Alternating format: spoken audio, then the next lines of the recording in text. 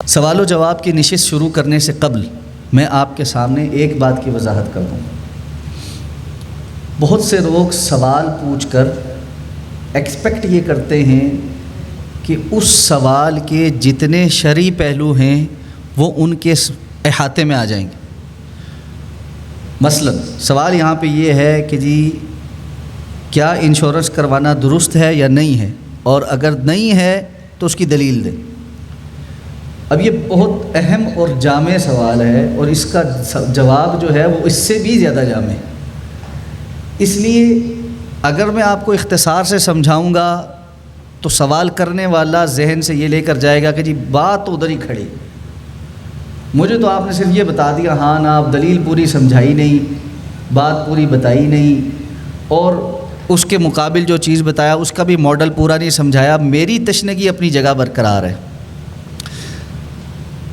اور اس تشنگی کو دور کرنے کے لیے جس وقت کی ضرورت ہے وہ ہمارے پاس یہاں نہیں ہے، کیونکہ میرے پاس سوالات آپ دیکھیں کتنے، اور یہ ہم نہیں پورے کر سکیں۔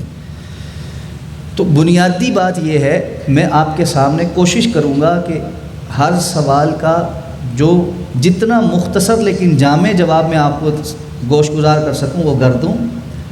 مین وائل اس طرف آپ کی توجہ دلاؤں گا کہ ان معاملات میں وقتاً فوقتاً آپ علماء کے پاس علیحدگی میں بیٹھ کر وقت لیں اور ان سے ان چیزوں کو سیکھیں، اور یہ ہے سنجیدگی۔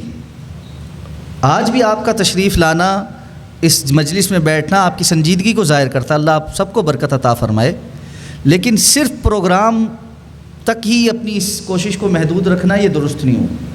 تو اس لیے یہ جانب آپ نے ضرور ملحوظ خاطر رکھنی ہے کہ ٹائم کانسٹرینٹ ہمارے پاس بہت ایسا ہے کہ میں بہت تفصیل میں نہیں جا سکوں گا۔ اچھا جی، ابتدا سے لے کے چھٹے سوال تک چونکہ انشورنس سے متعلق باتیں ہیں، میں سوال پڑھ دیتا ہوں، پھر آپ کے لیے اسی کو ایک ہی جگہ پہ کمپائل کر دوں گا۔ لائف انشورنس کروانا درست ہے یا نہیں ہے، دلیل دیں۔ اوورسیز بائرز ہم سے مال کی انشورنس کی ڈیمانڈ کرتے ہیں، یہ انشورنس کروانا درست ہے یا نہیں ہے۔ گاڑی کی انشورنس کروانا درست ہے یا نہیں ہے، دلیل دیں۔ فیکٹری اور سٹور کی انشورنس کروائی جا سکتی ہے یا نہیں۔ تکافل کیا اور دین اسلام میں اس کا کیا کانسیپٹ ہے۔ اچھا جی، سب سے پہلی بات یہ سمجھیں کہ جی ایک جو ورڈ ہم سب جانتے ہیں انشورنس، ٹھیک ہے، اور اس کے مقابل اس کا جو شریعہ کمپلائنٹ متبادل ہے اس کو ہم تکافل کہتے ہیں۔ انشورنس اس لیے کروائی جاتی ہے کہ اپنے رسک کو میٹیگیٹ کیا جا سکے، اپنے رسک کو کم کیا جا سکے۔ رسک ہر چیز میں ہے، اور ہم اپنی ساری زندگی میں بہت ساری چیزوں میں وہ امور کر رہے ہوتے ہیں جہاں ہم اپنے رسک کو میٹیگیٹ کرتے ہیں، اور شریعت نے آپ کو رسک کو میٹیگیٹ کرنے میں، کم کرنے کے لیے کوئی پابندی نہیں لگائی کہ نہیں آپ نے جا کر ضرور چھلانگ ہی مارنی اور اپنا نقصان یقینی ہی بنانا ہے۔ کتنے لوگ ہیں جب وہ نفع نقصان کے حوالے سے بات کرتے ہیں تو کہتے ہیں جی فلاں لوگوں کو تو نقصان ہی نہیں ہوتا۔ بھائی اگر کسی نے اچھی رسک مینجمنٹ کر رکھی ہے اور وہ نقصان نہیں کرتا تو یہ اچھی بات۔ شریعت کا مقصود یہ تو نہیں ہے کہ اس نے ضرور نقصان کرنا ہے۔ نفع نقصان میں شراکت کا مطلب یہ ہے نقصان کرو تاکہ پتہ لگے کہ جی نفع نقصان میں شراکت ہے، یہ تو کہیں مطلوب نہیں۔ نقصان ہو جائے تو پھر شراکت میں یہ ہے کہ جی آپ اس نقصان کو برداشت کریں گے، لیکن نقصان سے بچنے کی کوشش تو آپ کریں گے نا۔ بالکل اسی طرح جس طرح آپ گاڑی خریدتے ہیں تو اس کے اندر لاک لگاتے ہیں، سیکیورٹی سسٹم لگاتے ہیں، ٹریکر لگاتے ہیں، یہ سارے رسک مینجمنٹ ہی ہے نا، کیا ہے۔ اسی طرح آپ اپنی زندگی میں بہت ساری چیزوں کے حوالے سے رسک مینجمنٹ کرتے ہیں، گھر میں تالے لگاتے ہیں، سیف رکھتے ہیں، یہ اپنے مال کی حفاظت کے لیے ذرائع ہیں۔ حفظ المال، مال کی حفاظت کرنا، اس کو ضائع نہ ہونے دینا، اس کے لیے جائز ذرائع استعمال کرنا، یہ تو شریعت کے مقاصد میں سے معلوم ہے نا۔ 5 چیزیں مقاصد شریعت میں سے، اس میں سے ایک کیا ہے؟ حفظ المال، اپنے مال کی حفاظت کرنا۔ شریعت نے اس بات کی اجازت نہیں دی کہ بے دھڑک مال ایسے ہی جائے نا، ضائع ہوتا ہے تو ہوتا رہے۔ اسلام نے تو اس معاملے میں جو مینجمنٹ بتائی ہے وہ اتنی زبردست ہے کہ ایک لقمہ بھی آپ اس طرح زمین پر نہیں گرا سکتے۔ اللہ کے رسول صلی اللہ علیہ وسلم نے جب لقمہ گرا دیکھا تھا اس کو اٹھایا، صاف کرنے کے، اس کو پھونک مار کے کھا لینے کی تلقین کی، اگر وہ یعنی ایسا گندا نہیں ہوا کہ اس کے اوپر یعنی کوئی ایسی چیز لگ گئی ہو جس کی وجہ سے وہ ناپاک ہو گیا ہو، ایسے ہی نارملی نیچے گر جاتا ہے، اس کو پھونک مار کے آپ کھا سکتے ہیں، صاف کر کے آپ کھا سکتے ہیں، کہا کھاؤ۔ کہ رزق ضائع کرنے کے لیے نہیں ہے۔ قرآن کہتا ہے لا تؤتوا السفہاء اموالکم، اپنے مال بے وقوف لوگوں کو نہ دو کہ وہ کل اس کو ضائع کر دے۔ تو حفظ المال شریعت کے تقاضوں میں سے، اپنی مال کی حفاظت کرتے کرتے کوئی بندہ آ کر ڈاکو لوٹنا چاہتا تھا آپ سے، آپ اس کی حفاظت کرتے کرتے قتل ہو جائیں تو اسلام نے کہا یہ بندہ بھی شہید ہے۔ اس لیے حفظ المال شریعت کے مقاصد میں سے ہے، لیکن ہونا طریقہ ٹھیک چاہیے۔ اب انشورنس کا مسئلہ یہ ہے کہ اس کے اندر بہت ساری قباحتیں ہیں، ایک قباحت نہیں ہے، متعدد قباحتیں ہیں، جس کے اندر سب سے پہلا مسئلہ دھوکہ دہی کا، پھر دوسرا مسئلہ جوئے کا، تیسرا مسئلہ سود کا۔ یہ ساری چیزیں اس کے اندر اکٹھی ہو گئیں۔ اس کا جو ماڈل ہے نا کام کرنے کا، وہ ان ساری چیزوں کا اجتماع ہے۔ اب پھر وہی بات ہے کہ ہر ایک چیز کی میں دلیل دوں آپ کو، اس کی تفصیل سمجھاؤں، وہ پورا ماڈل ہے ایک۔ میں اسی لیے کہہ رہا ہوں کہ یہ ایک انشورنس اور تکافل ایک ایسا موضوع ہے جس پر علیحدہ سے 1.5 گھنٹے کا لیکچر ہوتا ہے۔ یعنی میں آپ کو اس بات کی وضاحت کرنے کے لیے سمجھا دیتا ہوں کہ جب ہم فائنینشیل پروڈکٹس پڑھتے ہیں نا تو ہمیں مختلف سبجیکٹس پڑھائے جاتے ہیں یونیورسٹیز میں، ٹھیک ہے؟ اس میں ایک سبجیکٹ ہوتا ہے کہ اسلامک بینکس کی فائنینشیل پروڈکٹس، وہ ساری کی ساری پڑھائی جاتی ہیں ایک سمجھ۔ اسی سیمسٹر میں ایک علیحدہ سبجیکٹ پورا 3 کریڈٹ آورز کا ہوتا ہے تکافل، یعنی تمام فائنینشیل پروڈکٹس اکٹھے ایک سبجیکٹ میں پڑھائی جاتی ہیں، اور تکافل علیحدہ ایک چیز میں ایک 3 آورز کے کریڈٹ آور کے ایک سبجیکٹ کے طور پہ پڑھایا جاتا ہے، اس لیے کہ وہ اس کی تفصیل ہے۔ تو جو کنونشنل انشورنس ہے وہ تو حرام، اور اس کے حرام ہونے میں کوئی دوسری رائے نہیں۔ اب آ جائیں اس کے متبادل کے طور پر جو کانسیپٹ اختیار کیا گیا جس کو تکافل کہتے ہیں، کفالت سے نکلا ہے لفظ، ٹھیک ہے؟ تکافل کیا ہے؟ تکافل یہ ہے کہ میں اور آپ اگر مل کر ایک چیز پر متفق ہوں کہ ہم 6-7 لوگ جو ہے وہ آپس میں پیسے پول کریں گے، ایک فنڈ بنائیں گے، اور اس فنڈ سے ہم لوگ آپس میں اس بات کا فیصلہ کرتے ہیں کہ فلاں قسم کا جو نقصان ہوگا اس کو پورا کیا جائے۔ یہ تعاون باہمی کے جو ہے نا ماڈل کے اوپر اس کو لایا گیا ہے۔ شروع میں یہ جب جس ماڈل پہ آیا تھا وہ مزاربہ کے ماڈل کے ساتھ تھا، اس پر اعتراض شرعی بہت زیادہ تھے۔ اس وقت موجودہ دور میں تکافل کا جو ماڈل امپلیمنٹڈ ہے اس کو وقف وکالہ ماڈل کہتے ہیں۔ وقف وکالہ ماڈل کیا ہوتا ہے؟ جو پیسے میں اور آپ آپس میں اکٹھے کر کے ایک پول بناتے ہیں، اس میں ایک پرابلم یہ آتا ہے کہ اگر ہم اس میں یہ طے کرتے ہیں کہ جی نقصان ہوگا تو جو ہے اس پیسے سے پورا کیا جائے، آپ کا نقصان ہوا میرا نقصان تو نہیں ہوا۔ اب ہونا شریعت کا تقاضا یہ ہے کہ جو بھی بندہ کسی جگہ کسی چیز میں شراکت داری کر رہا ہے اس کا فائدہ سب کو برابر برابر ملنا چاہیے۔ جتنا اس نے معاملہ اس کے اندر ڈالا ہے اس کے مطابق اس کو فائدہ ملنا چاہیے۔ اگر کسی نے 2 لاکھ ڈالیں اس کو اس کے مطابق فائدہ ملنا چاہیے، کسی نے 10 لاکھ ڈالیں اس کو اس کے مطابق فائدہ ملنا چاہیے، لیکن پر لاکھ جو ریشو نکلتی ہے وہ برابر ہونی چاہیے۔ 10 لوگ ہیں، ان لوگوں نے جتنا پیسہ پول کیا ہے ان کو اپنی انویسٹمنٹ کے حساب سے ریشو برابر ملنی چاہیے۔ تو اگر کسی کا نقصان ہوا اور میرا نہیں ہوا تو یہ جو گیم آف چانس ہے نا اسی کو جوا کہتے ہیں۔ آپ میں سب مل کر پیسہ ڈالتے ہیں، جس کی لاٹری نکل آئی اس کو پیسے مل جائیں گے، یہی جوا ہے۔ زمانہ جاہلیت میں وہ تیر پھینکتے تھے، جس کے نام کا نکل آیا اس کو سارا مل جاتا تھا، باقی سارے محروم ہو جاتے۔ یہ دوسروں کا جو محروم ہو جانا اور کسی ایک کو فائدہ ملنا یا 2 کو فائدہ ملنا، یہ جوئے کی قسموں میں سے، اس لیے یہ نہیں کر سکتے۔ اب اس کا حل کیا ہو سکتا ہے؟ اس کا ایک حل یہ ہو سکتا ہے کہ اگر کوئی چیز وقف کر دی جائے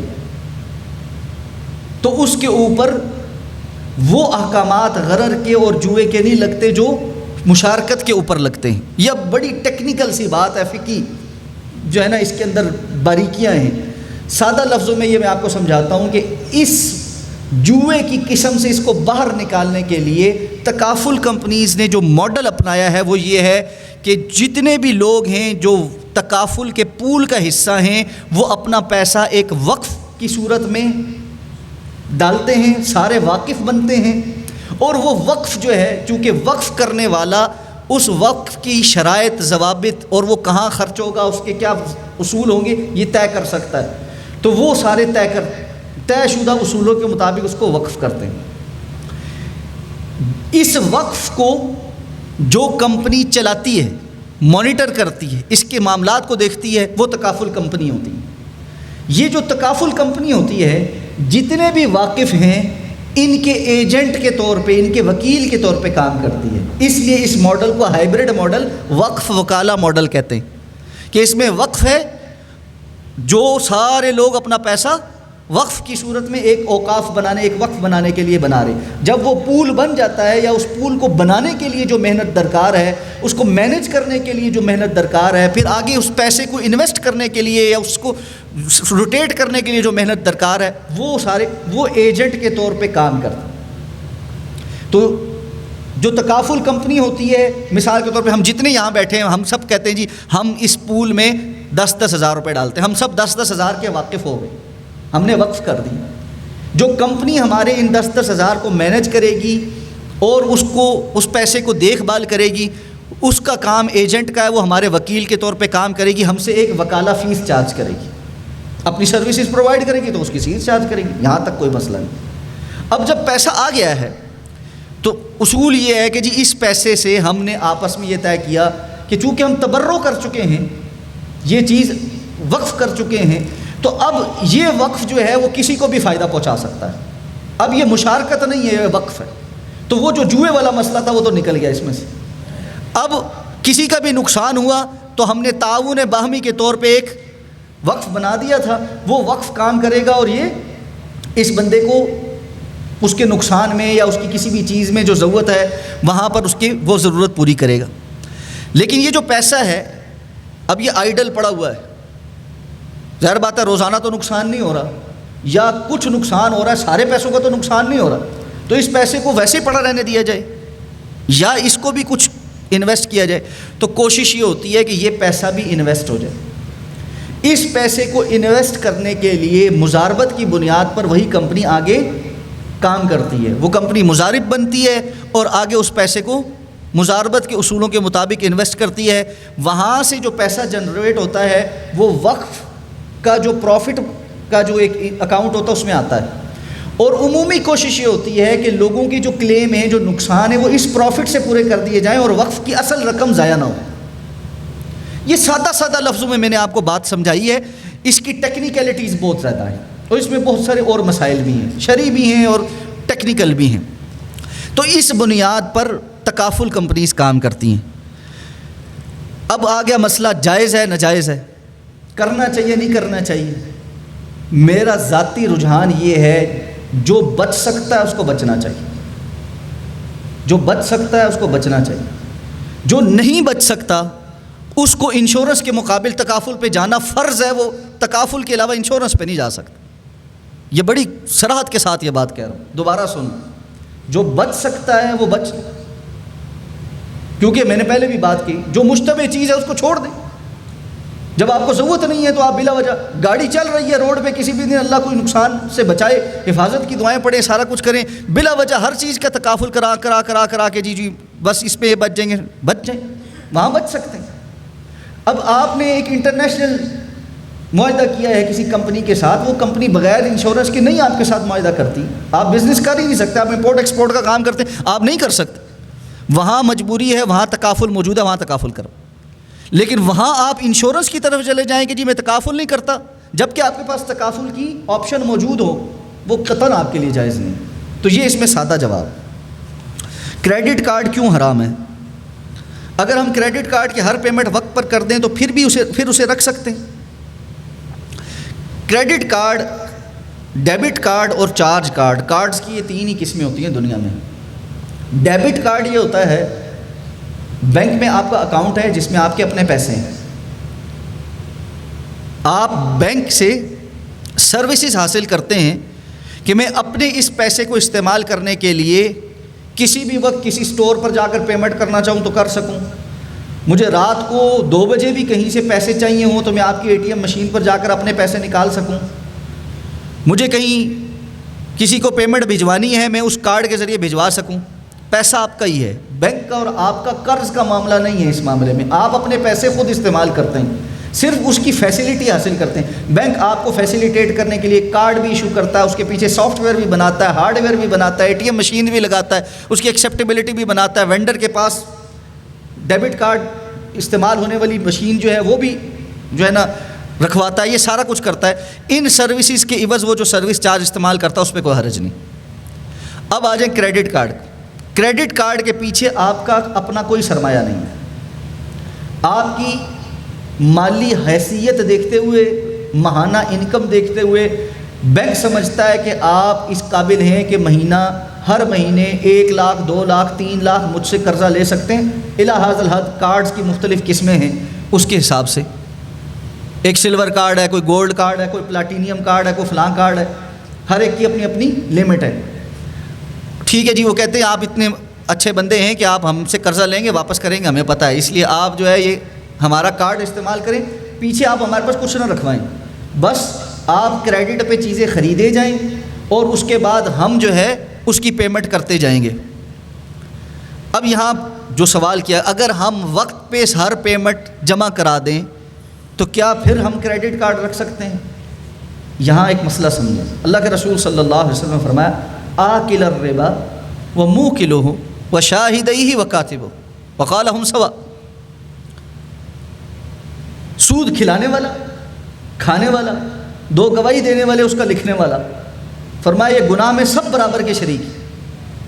آپ اگر یہاں پر خود سود نہیں کھا رہے تو بینک کو سود کھلانے کا ذریعہ بن رہے ہیں۔ بینک کا اور آپ کا جو معاہدہ ہے وہ قرض کا معاہدہ ہے، اس قرض کے معاہدے پر وینڈر سے اس نے 2% چارج کیا ہے، 1% چارج کیا ہے، 2.5% چارج کیا، جتنا بھی چارج کیا ہے، بینک کو میرے اور اس کے قرض کے معاہدے کی وجہ سے جو پیسے وینڈر سے ملے ہیں اس کو کھلانے کا ذریعہ میں بنا ہوں، چاہے میں وقت پر اس کی پیمنٹ کروں، چاہے میں جتنے پیسے 40,000 روپے کی میں نے چیز خریدی تھی میں 40,000 روپے ہی پے کروں مہینے کے بعد۔ یہ جو میرا 1 مہینہ 1.5 مہینے کا میں نے جو قرضہ لیا تھا، اس قرضے پر بینک نے جو 1,000 2,000 4,000 روپے کمائے ہیں اس کو سود کھلانے والا میں بنا ہوں، اس لیے یہ حرام ہے۔ پلس پھر اس وجہ سے بھی حرام ہے کہ اگر میں اس معاہدے پر سائن کرتا ہوں کہ میں نے لیٹ کر دیا تو میں سود دوں گا، اس بات پر متفق ہونا اس کی بھی اجازت نہیں۔ اس لیے آپ چاہے وقت پر پیمنٹ کریں، کریڈٹ کارڈ نہیں رکھ سکتے۔ اور جو چارج کارڈ ہے اس میں اور کریڈٹ کارڈ میں صرف یہ فرق ہوتا ہے کہ اس میں ہے نا ریوالونگ کریڈٹ فیسلٹی ہوتی ہے۔ ریوالونگ کریڈٹ فیسلٹی یہ ہوتی ہے کہ آپ نے مثال کے طور پہ کریڈٹ کارڈ میں جب آپ کا بل 1 لاکھ روپے آ گیا، آپ نے پورا 1 لاکھ جمع کرانا ہے، 80,000 روپے آ گیا، آپ نے پورا 80,000 روپے جمع کرانا۔ ریوالونگ کریڈٹ فیسلٹی یہ ہوتی ہے کہ بینک آپ کو کہتا ہے جی آپ کا چارج کارڈ ہے، آپ 80,000 روپے کے بجائے 40,000 روپے جمع کرا دیں، 40,000 روپے ہم آپ کو مزید 1 مہینہ اور مدت دے دیتے ہیں، اس کے اوپر 2% اور ایکسٹرا چارج کریں گے، وہ دوہرا سود ہے، ٹھیک ہے نا، تو وہ بھی حرام ہے۔ تو کارڈز میں صرف ڈیبٹ کارڈ حلال ہے، باقی کوئی بھی کارڈ جائز نہیں ہے، اس لیے آپ اس کے ساتھ جو ہے وہ کریڈٹ کارڈ کے ساتھ معاملات نہیں کر سکتے۔ اب پچھلی دفعہ بھی بہت زیادہ یہ سوال ہوا تھا کہ جی صرف انٹرنیشنل سفروں کے لیے ہم نے رکھا ہوا، کیونکہ وہاں آپ اس کے علاوہ پیمنٹ ہی نہیں کر سکتے۔ اگر آپ کیش میں پیمنٹ کرتے ہیں تو بہت ساری جگہوں پر کیش میں پیمنٹ قبول ہی نہیں کی جاتی، یا یہ کہ وہ بہت مہنگی پڑتی ہے، مثلا ٹیکسی ہے یا اور بہت ساری چیزیں ایسی ہیں جہاں آپ بالکل کچھ یعنی آپ کے لیے کوئی اور ذریعہ نہیں ہے، تو اب آپ کیا کریں؟ تو بھائی اپنی کیفیت خود دیکھیں، یہاں بیٹھ کر مجھ سے فتویٰ نہ پوچھیں اور اس کے لیے اپنے لیے خود آسانی نہ پیدا کرتے جائیں۔ جس حد تک آپ اس حرام کام سے بچ سکتے ہیں اس سے بچیں، اس سے بچیں، وہ جائز نہیں ہے، کسی صورت جائز نہیں۔ اب آپ کسی ایسی جگہ پہ پھنسے ہیں تو پہلے سوچیں میں یہاں کیوں پھنسا ہوں، کیا میرے لیے یہاں آنا بہت ضروری ہے؟ ایک بڑا اہم سوال جو ہم نہیں پوچھتے اپنے لیے، کیا میرے لیے یہاں آنا بہت ضروری ہے؟ کیا میرے زندگی میں اگر میں یہاں نہیں آؤں گا تو کام ہی نہیں چلے گا؟ تو یہ سوال بھی ہے نا اس کے پیچھے۔ اگر آپ کسی انتہائی اضطراری ضرورت جس کے بغیر آپ کے کام کاج اور باقی معاملات دنیا کے نہیں چلتے اس کی وجہ سے وہاں موجود ہیں تو پھر وہاں کے مقامی علماء سے فتویٰ لیں۔ لیکن اگر آپ صرف اپنے گھومنے پھرنے ٹرنے کھانے پینے کے لیے مختلف دنیا کی جگہوں پر نکلے ہوئے ہیں اور اس کی وجہ سے آپ سود استعمال کرتے جا رہے ہیں، تو اس کی تو کوئی شریعت اجازت نہیں دیتی۔ تو یہ فرق ہے دونوں باتوں، اس فرق کو ملحوظ خاطر رکھیں۔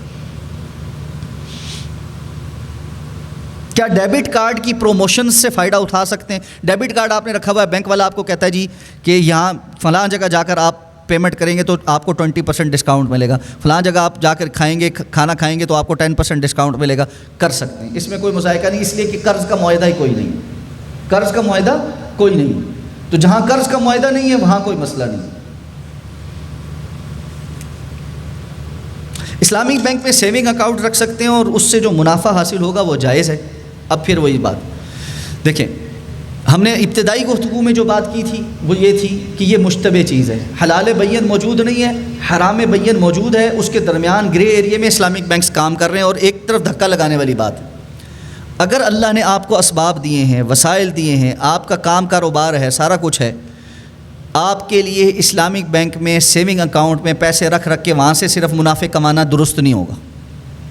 آپ اس کو زیادہ پروڈکٹیو جگہ پر کام کاروبار میں جو درست زیادہ حلال آپ کے پاس کاروبار ہے اس میں لگائیں، اور جہاں اللہ آپ کی حلال طرف سے بالکل حلال بین جگہ سے رزق کی ضرورتیں پوری کر رہا ہے تو وہ سب سے بہتر آلٹرنیٹ۔ تو اضطرار کی حیثیت میں، ضرورت کی حیثیت میں جن لوگوں کے لیے ضرورت ہو وہ استعمال کر سکتے ہیں، بچنا بہتر۔ کنونشنل بینک میں سیونگ اکاؤنٹ رکھ سکتے ہیں؟ میرا سوال اس سے بڑھ کر ہے، کنونشنل بینک میں کرنٹ اکاؤنٹ رکھ سکتے ہیں؟ میرا ذاتی رجحان یہ ہے کنونشنل بینک میں کرنٹ اکاؤنٹ بھی نہیں رکھ سکتے، سیونگ تو دور کی بات۔ کنونشنل بینک میں متبادل اسلامک بینکاری ہونے پر آپ نے کرنٹ اکاؤنٹ بھی کھلوانا ہے تو اسلامک بینکوں، شریعہ کمپلائنٹ بینکوں میں کھلوانا۔ آپ کے لیے قطعاً درست نہیں ہے کہ آپ کنونشنل بینکوں میں اپنا سرمایہ چھوڑ دیں اور اس پر وہ سود کھاتے رہیں اور سودی نظام معیشت کو مضبوط کرتے رہیں، اور آپ کہیں کہ جی ٹھیک ہے میں تو سود نہیں کھا رہا، موکل الربا میں آپ شامل ہیں۔ اس لیے کم از کم حل یہ ہے کہ آپ اسلامک بینکس میں اپنا کرنٹ اکاؤنٹ کھلوائیں، اور اگر کسی کے پاس کنونشنل بینکس میں کرنٹ اکاؤنٹس ہے تو ان کو وہ شفٹ کریں۔ بینک سے گاڑی یا کوئی بھی چیز مشینری وغیرہ کے لیے فائنانس کروا سکتے ہیں، کنونشنل بینک سے نہیں کروا سکتے۔ میں نے آپ کو پہلے بھی بتایا وہ صرف سودی قرضہ دیتے ہیں اور سودی قرض پہ آپ سے اوپر وصول کرتے ہیں، وہ حرام ہے۔ اسلامک بینک سے ڈیپینڈ کرتا ہے۔ اس وقت پاکستان میں اسلامک بینکس کار فائنینسنگ میں جو پروڈکٹ استعمال کرتے ہیں اس کو اجارہ کہتے ہیں، اور وہ صرف ہیلا ہے، وہ صرف ہیلا ہے۔ خریدنے والا بھی خرید رہا ہے، بیچنے والا بھی بیچ رہا ہے، کہا اس کو کرایہ داری کا معاہدہ ہے۔ کون سا رینٹ کار ہے جو آپ کو یہ کہے کہ جی 5 سال آپ میرے بڑے اچھے کسٹمر رہے اور 5 سال آپ نے میری گاڑی چلائی، بڑے اچھے بندے ہیں، وقت پہ کرایہ دیتے رہے، آئے میں آپ کو 20,000 روپے میں یہ گاڑی فروخت کر دیتا ہوں، میں آپ کو گفٹ کر دیتا ہوں۔ اصل میں یہ ہے خرید و فروخت ہے، نام اس کو اجارہ داری کا، اجارے کا دیا ہے، کرائے نامے کا دیا ہے۔ اب یہاں پر مسئلہ یہ ہے کہ ایک سوال پھر ساتھی پوچھیں گے کہ جو فقہا اس کو جائز سمجھتے ہیں وہ کیوں سمجھتے ہیں؟ مجھ سے ایک ساتھ نے سوال کیا، آپ یہ بات تو کہہ رہے ہیں لیکن کیا جسٹس تقی عثمانی صاحب یہ بات نہیں سمجھتے؟ اتنا بڑا نام ہے، ہم ان کا بہت احترام کرتے ہیں، پاکستان کے بہت بڑے عالم جانتے ہیں وہ۔ اب اس میں ٹیکنیکل مسئلہ ہے، اور مسئلہ کیا ہے؟ مسئلہ فقہی ہے۔ جسٹس تقی عثمانی صاحب، ان کے نزدیک فقہ میں حیلہ جو ہوتا ہے اس کی 2 قسمیں ہوتی ہیں، ایک قسم ہے حیلہ شرعیہ اور ایک قسم ہے حیلہ غیر شرعیہ، یعنی ایک ہے جائز حیلہ اور ایک ہے ناجائز حیلہ۔ حیلہ کہتے ہیں شریعت کے کسی حکم کو بائی پاس کرنے کے لیے کوئی ایسا طرز عمل اختیار کرنا جس کی وجہ سے بظاہر وہ چیز بائی پاس ہو جائے اور آپ مطلوب تک بھی پہنچ جائیں۔ اب وہ ہیلے کی جو یہ 2 قسمیں کرتے ہیں، اس میں شرعی ہیلے کی کچھ اصول اور ضوابط بیان کرتے ہیں، اور یہ فقہا میں علماء احناف کے ہاں اس کی ایک بڑی تفصیل ہے، اور چونکہ ان کا وہ موقف ہے، اس بنیاد پر وہ ان ہیلوں کو ہیلا تسلیم کرتے ہوئے، یہ نہیں کہتے کہ جی ہم کار اجارہ میں یا کار فائنینسنگ میں جو اجارہ استعمال کرتے ہیں یہ اجارہ ہی ہے، وہ مانتے ہیں کہ یہ ہیلا ہے لیکن کہتے ہیں یہ شرعی ہیلا ہے، اور یہ شرعی ہیلے کے جو شرائط اور ضوابط ہیں اس کے اوپر پورا اترتا ہے۔ میرے ناقص علم کے مطابق شریعت کے اندر ہیلے کی شرعی اور غیر شرعی کوئی قسم نہیں۔ میرے ناقص علم کے مطابق ہیلا ہوتا ہے اور وہ اس کی ایک ہی قسم ہے جو ناجائز ہوتی ہے۔ شریعت کے کسی واضح حکم کو بائی پاس کرنے کا جو ذریعہ ہے اس کو ہیلا کرتے۔ اس کی واضح مثال قرآن نے جو بیان کی وہ بنی اسرائیل کی مچھلیاں پکڑنے کی ہے۔ ہیلا وہ کیا کرتے تھے کہ ہفتے کے دن اللہ تعالیٰ نے مچھلی پکڑنے سے منع کیا ہے، وہ جب مچھلیاں ہفتے کے دن اوپر آتی تھیں تو اس ندی یا دریا کے سائڈ پر گڑھے کھودتے تھے اور پانی کو اس کی طرف ڈائیورٹ کرتے تھے۔ مچھلیاں جو ہے وہ آ کر اوپر چونکہ تیرتی تھیں، آ کر ان گڑھوں کے اندر پھنس جاتی تھیں اور واپس جانے کی قابل نہیں ہوتی تھیں۔ اب ہفتے کا دن تو انہوں نے کوئی شکار نہیں کیا، وہ اتوار والے دن آ کر ان گڑھوں میں سے مچھلیاں نکالتے تھے اور کہتے تھے کہ دیکھو ہم نے تو اللہ کا حکم مانا ہے۔ یہ ہے ہیلا۔ شریعت نے فرمایا اس میں 3 قسم کے گروہ تھے۔ ایک گروہ وہ جو مچھلیاں پکڑتا تھا اس طرح، دوسرا گروہ وہ جو غیر جانبدار ہو کے بیٹھا ہوا تھا اور کہتا تھا ہم تو نہیں پکڑتے نا، ان کو کیوں منع کریں، ہم کو برے کیوں بنے، یہ کرتے ہیں، یہ جانے ان کے اوپر عذاب آئے گا۔ اور تیسرا گروہ وہ جو نہ پکڑتا تھا اور ان پکڑنے والوں کو سمجھاتا بھی تھا کہ یہ حرام کام ہے، یہ درست نہیں ہے، ہیلا سازی درست نہیں ہے، یہ اللہ کے حکم کو پامال کرنا ہی ہے، یہ تو چوری اور سینہ زوری بھی ہے، یہ عذر گناہ بدتر از گناہ است ہے۔ اللہ تعالیٰ نے فرمایا جب عذاب آیا تو پہلے دونوں گروہوں پر آیا، جو پکڑتے تھے ان پر بھی اور جو خاموش تماشائی بنے ہوئے تھے ان پر بھی۔ بچے صرف وہ جو نہ پکڑتے تھے بلکہ سمجھاتے بھی تھے کہ یہ ہیلے ٹھیک نہیں ہوتے۔ اور پتہ ہے کیا سزا ملی تھی؟ اللہ رب العزت نے شکلیں بگاڑ کر بندر اور سور بنا دیا تھا اس ایک ہیلے پر، اور یہ ہیلا سود کھانے کے لیے نہیں تھا، یہ مچھلی حلال جانور کو پکڑنے سے منع کیا تھا اس پر تھا۔ تو جو کام ہو ہی اللہ اور اللہ کے رسول کے ساتھ جنگ، اس کام کے حاصل کرنے کے لیے ہیلا اختیار کرنا اور اس کو سمجھنا کہ یہ شرعی ہیلا ہوتا ہے، والعیاذ باللہ مجھے تو نہیں سمجھ آتا، واللہ اعلم۔ اس لیے یہ جو ہیلوں کے ذریعے پروڈکٹس ہیں نا، ان کی وجہ سے اسلامی بینکاری بہت زیادہ بدنام ہوئی بھی ہے، اور ضرورت بھی نہیں ہے۔ اصل بات یہ ہے اگر تھوڑا سا توسع پیدا کریں، ہمت اور طاقت اختیار کریں اور اپنے فائنینشیل انسٹیٹیوشنز کو ریگولیٹ کرنے والی جو اتھارٹیز ہیں ان کے ساتھ اور سنجیدگی کے ساتھ بیٹھیں تو ہرگز ضرورت نہیں ہے ان ہیلوں کی۔ ان کے مقابل درست اسلامک ماڈلز اور کانٹریکٹس موجود ہیں جن کو اختیار کر کے یہ کام کیا جا سکتا ہے۔ کیا وجہ ہے کہ ہم اسلامی بینکس جو ہے وہ مارکیٹ سے گاڑیاں کیوں نہیں پرچیز، ان کو پتہ ہے گاڑی بکتی ہے، مارکیٹ سے پرچیز کریں، خود اپنے پاس قبضے میں لائیں اور اس کے بعد قسطوں پہ بیچیں۔ کیا مسئلہ ہے؟ کوئی مسئلہ نہیں۔ کاغذات رکھیں اپنے پاس گروی کے طور پہ، کوئی مسئلہ نہیں۔ ٹریکر لگائیں، کوئی گاڑی نہیں قسط دیتا واپس اس سے پکڑیں، آلٹرنیٹ ہو سکتا ہے۔ اور اب آ کر کچھ بینکوں نے شروع بھی کر دیا۔ دبئی اسلامک بینک نے اجارہ سے ہٹا دیا، اس کو اجارہ سے ہٹا دیا، اس کو مرابع پہ لے آئے۔ اس لیے یہ ایک اچھی ہوا چلی ہے، انشاءاللہ اگر یہ چل پڑی اور کامیاب ہوئی تو یہ مسئلہ جو تھا کہ کار فائنینسنگ والا وہ ٹھیک ہو جائے گا۔ ابھی تک تو آپ کار فائنینسنگ کہیں سے نہیں کروا سکتے۔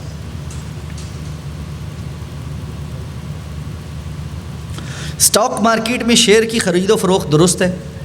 اچھا جی، یہ بھی ایک بڑا تفصیل طلب جواب ہے۔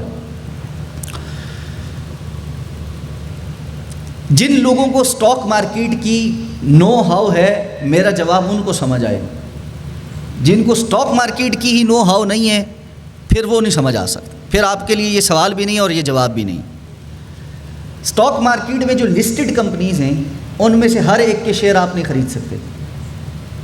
اسٹاک مارکیٹ میں جتنی لسٹڈ کمپنیز ہیں ان کے انڈیکسز بنائے گئے ہیں، میزان بینک کی ویب سائٹ پر بھی موجود ہے، اور ڈاؤ جانس جو ایک بڑا مشہور فائنینشیل جو ہے وہ ادارہ ہے اس کا بھی اسلامک انڈیکس موجود ہے۔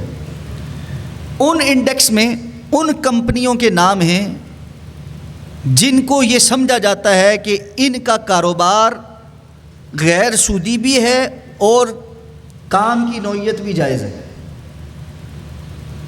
چند باتیں سمجھ لیں. غیر سودی بھی ہے اور کام کی نوعیت بھی جائز ہے. غیر سودی کے اندر جو مارجن انہوں نے دیا ہوا ہے وہ 10% کا ہے. کیا مطلب ہے اس کا؟ ان کا جتنا قرضہ ہے ڈیٹ ٹو ایسٹ ریشو، اس میں جو ڈیٹ ہے، جو قرض ہے، اس میں سے صرف 10% سودی ہے، 90% غیر سودی ہونا شرط ہے. اور آپ اس ازمپشن کے ساتھ اس کمپنی کے ساتھ کاروبار کر رہے ہیں کہ میں اس کے غالب سرمایے جو 90% ہے اس میں اس کا شراکت دار ہوں، 10% میں اس کا شراکت دار نہیں ہوں. اور پھر اس ساری شرط کے اوپر جب آپ نے لسٹڈ کمپنیز میں سے اسلامک انڈیکس کی کمپنیز نکالی، ہر باقی جو اس انڈیکس میں نہیں ہے کمپنی وہ تو ویسے ہی باہر ہوگی، اس کے شیئر آپ خرید ہی نہیں سکتے. جن کمپنیز کا نام آ گیا ان کمپنیز کے شیئرز بھی آپ پراپرلی خریدیں گے، اپنے نام ٹرانسفر ہونے کا انتظار کریں گے. اس میں ڈے جو ٹرانزیکشن ہوتی ہے، ڈے ٹریڈنگ جو ہوتی ہے یا اسپیکولیٹو ٹریڈنگ جو ہوتی ہے وہ نہیں کر سکتے. مثلا آپ نے بروکر کے پاس اپنا اکاؤنٹ اوپن کروا لیا ایک اماؤنٹ دے کر، ₹1,00,000 دے کر. آپ نے اس کو کہا میرے لیے 10 لاکھ روپے کے شیئرز اٹھا لو، اس نے اٹھا لیے، آواز کرا دی آپ کو، آپ نے 10 لاکھ پیمنٹ نہیں کی. جو ہو رہا ہے ایسے مارکیٹ میں، وہ کہتا ہے جی شیئر چڑھ گیا، آپ کہتے ہیں جی بیچ دو، کہتا ہے جی 10,60,000 روپے کے بیچ دیے، ہاں جی بیچ دو. وہ آتا ہے جی آپ کے اکاؤنٹ میں 60,000 روپے بھیجوا دیتا ہے. نہ آپ نے 10 لاکھ پے کیے، نہ وہ شیئر آپ کے نام ہوئے، بس اس نے ایک آواز کرائی اور اس کے بعد اس کو سیل بھی کر دیا. یہ مارکیٹ گھومتی ہے اس طرح. اسی طرح وہ آپ کو کہتا ہے جی نقصان ہو رہا ہے، جلدی جلدی لگ رہا ہے، مارکیٹ ڈاؤن جا رہی ہے، آپ کہتے ہیں جی بیچ، نقصان میں بیچ دو. وہ کہتا ہے جی 9,40,000 روپے مل رہے ہیں، آپ کہتے ہیں جی ٹھیک ہے بیچ دو. وہ 9,40,000 روپے میں بیچ دیتا ہے. آپ نے تو 9,40,000، 10 لاکھ دیے ہی نہیں تھے تو 9,40,000 آپ کو کہاں سے ملیں؟ آپ 60,000 اس کو پے کریں گے یا کہیں گے میرے ₹1,00,000 میں سے 60,000 کاٹ لو. یہ ہوتی ہے اسپیکولیٹو اور ڈے ٹریڈنگ. یہ نہیں جائز. آپ نے لسٹڈ کمپنیز کے شیئرز خریدنے ہیں، ان کے اپنے نام ہونے کا انتظار کرنا ہے، وہ آپ کے نام ٹرانسفر ہو جائے، اس کا ٹائٹل آپ کے نام ٹرانسفر ہو جائے، پھر اس کے ڈیویڈنڈ کا انتظار کریں یا جب اس کی قیمت بڑھ جائے تو اس کو فروخت کر دیں. اس میں کوئی مذائقہ نہیں. اس طرح آپ کر سکتے ہیں وگرنہ نہیں کر سکتے. ہاں جی. آج کل بٹ کوائن اور اس سے ملتے جلتے جو کرپٹو کرنسیز ہیں اس پہ ہم ٹریڈ کر رہے ہیں، یہ جائز ہے یا ناجائز؟ بڑا اہم سوال ہے اور میں پہلے ملک صاحب کو کہہ رہا تھا کہ یہ سوال ضرور آئے گا. آج کل یہ بڑا جو ہے نا گرم سوال ہے کہ جی ہر وقت اس پہ ضرور، دن میں 10 سوال آتے ہیں تو ان میں سے 4 یہ ضرور ہوتے ہیں کہ جی کرپٹوز کے متعلق بتا دیں کیا ہے. اچھا جی، سب سے پہلی بات کرپٹوز کو سمجھنے کے لیے یا اس کا شرعی حکم سمجھنے کے لیے سب سے پہلی چیز ہمیں یہ سمجھنی ہوگی کہ کرنسی کہتے کسے، اور کرنسی کی پھر آگے جو قسمیں ہیں وہ کیا ہیں، اور پھر اس کے بعد جو ہے پھر ڈیجیٹل جو کرنسی ہے یا کرپٹوز جس کو کہتے ہیں ان کا کیا کیا حکم. تو کرنسی جو ہے نا، علماء یا جو اس شعبے کے ماہرین ہیں، علماء تو نہیں، شعبے کے جو ماہرین ہیں وہ یہ کہتے ہیں کہ کرنسی کسی بھی ایسی چیز کو کہتے ہیں جو اپنے اندر کچھ خصوصیات رکھتی ہو. ان خصوصیات میں پہلی خصوصیت یہ ہونی چاہیے کہ وہ اپنے اندر ثمنیت رکھتی ہو.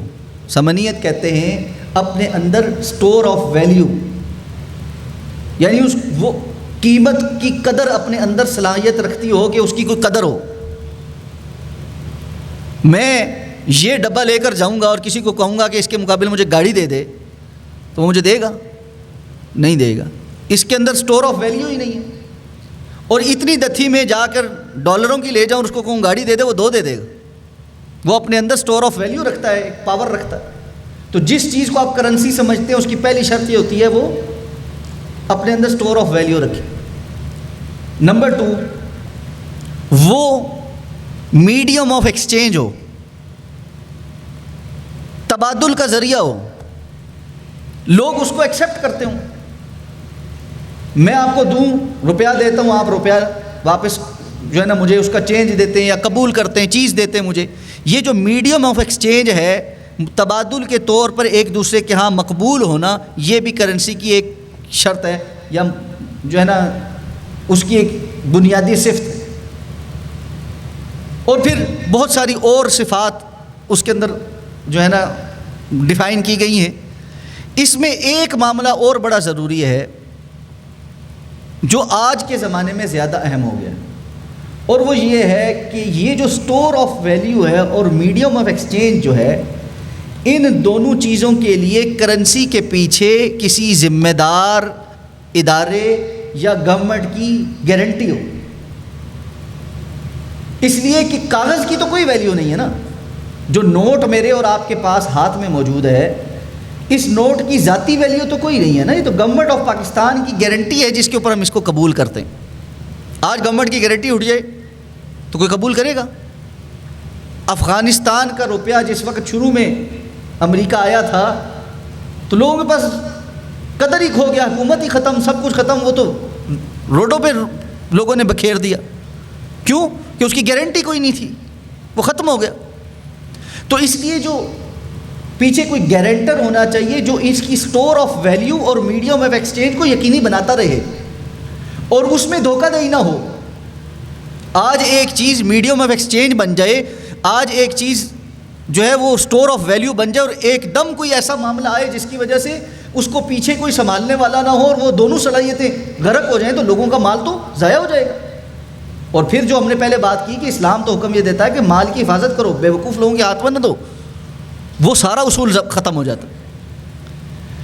اب یہاں پر پرابلم یہ ہے کہ پرانے زمانے میں کرنسیز بہت ساری ڈیفرنٹ چیزیں رہیں. اگر آپ بہت ابتدائی زمانے میں جس کو پتھر کا زمانہ کہتے ہیں، اس وقت کرنسی کے اوپر گوگل کریں نا تو آپ کو پتہ چلے گا کہ ایک زمانہ ایسا تھا کہ پتھر کے بڑے بڑے بلاک جن کو راؤنڈ شیپ میں توڑا جاتا تھا وہ کرنسی کے طور پہ قابل قبول ہوتے تھے. اور ان کو ایک جگہ سے دوسری جگہ لے جانے کے لیے بھی کوئی 10-15 غلام چاہیے ہوتے تھے جو ان کو ایسے سے گول گول گھما کے دوسرے تک پہنچاتے تھے. اور جس کے پاس وہ گول پتھر جتنے زیادہ ہوتے تھے اتنا وہ امیر ہوتا تھا اور وہ چیزیں اس سے خرید سکتا تھا. اور تاریخ میں، انسانی تاریخ میں بہت ساری ڈیفرنٹ چیزیں اس پر کرنسی کے طور پہ قابل قبول رہیں. ورلڈ وار میں ایون جو جرمن فوجی تھے ان کو ان کی تنخواہ نمک کی صورت میں دے دی جاتی تھی. ورلڈ وار 1 میں کوئی بہت دور نہیں ہے، یعنی پیسے کی صورت میں نہیں ملتی تھی، نمک ملتا تھا گھر کے لیے. اور کیوں ملتا تھا؟ اس لیے کہ نمک کموڈیٹیز کی بارٹر ٹریڈ میں، تبادل میں قابل قبول تھا، تو یہ آسان طریقہ تھا ان کو پیمنٹ کرنے. تو انسانی تاریخ میں بہت ساری چیزیں کرنسی کے طور پہ استعمال ہوتی رہیں. اب سونا اور چاندی وہ چیز ہے جو رسول اللہ صلی اللہ علیہ وسلم کے دور میں بھی اور تاریخ انسانی میں اس سے پہلے بھی اور بعد میں بھی کرنسی کے طور پہ بڑی آسانی کے ساتھ جو ہے وہ استعمال ہوتا رہا ہے. بعض وہ لوگ جو یہ سمجھتے ہیں کہ سونے اور چاندی کے علاوہ کرنسی کا حکم کسی چیز پہ نہیں لگنا چاہیے اور سونے اور چاندی کے اندر ہی ثمنیت برقرار رکھنے کی صلاحیت ہے اور سونا اور چاندی ڈی ویلیو نہیں ہوتا، یہ بہت غلط فہمی میں ہے. آپ اس کی میں سادی سی مثال لے لیں. سونا اور چاندی ڈی ویلیو ہوتا ہے، کیسے ہوا ہے آپ دیکھیں. رسول اللہ صلی اللہ علیہ وسلم کے دور میں زکوٰۃ کا جو ہمیں نصاب پتہ چلتا ہے وہ کیا پتہ چلتا ہے؟ سونے اور چاندی کا. سونا 7.5 تولے سونا ہو اور چاندی 52 تولے چاندی ہو. کیوں؟ اس وقت 7.5 تولے سونے اور 52 تولے چاندی کا ایک ریٹ تھا. آپ 52 تولے چاندی دے کے 7.5 تولے سونا لے سکتے تھے، 7.5 تولے سونا دے کر 52 تولے چاندی لے سکتے تھے. آج 52 تولے چاندی کی قیمت 1,10,000 روپے اور سونے کی قیمت کتنی؟ 7.5 تولے کی. کہاں پہنچ گئی؟